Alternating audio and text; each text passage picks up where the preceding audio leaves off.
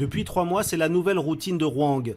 Un détour dans ce café pour travailler au calme et préparer sa reconversion professionnelle. À 26 ans, ce jeune Pékinois a perdu son premier emploi dans une entreprise de marketing sportif.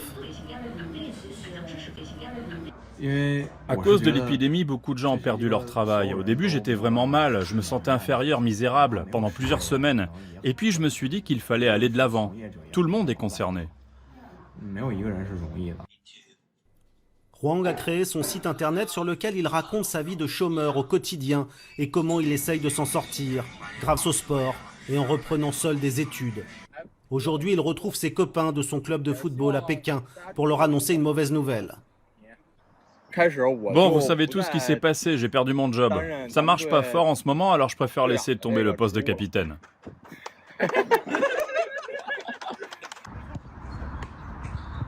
Les jeunes sont les premières victimes de la crise, conséquence du ralentissement de l'économie chinoise en raison de l'épidémie.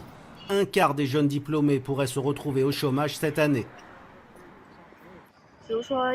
Mon amie travaille dans l'industrie du cinéma. Ils lui ont baissé son salaire de moitié, alors elle a préféré partir. Moi, j'ai eu très peur d'être touchée, de perdre mon travail. Je vois bien que c'est difficile en ce moment. Autre victime de la crise, les travailleurs migrants, les moins qualifiés, les soutiers de la croissance chinoise.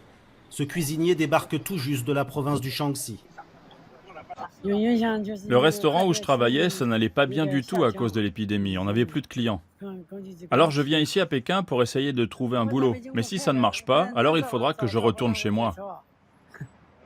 Plus de 200 millions de personnes seraient ainsi sans emploi en Chine et elles échappent souvent aux statistiques officielles.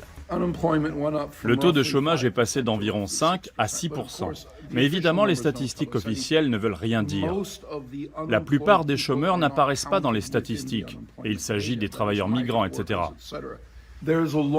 La route est encore longue avant que la Chine ne se dote d'un filet de protection sociale viable et crédible.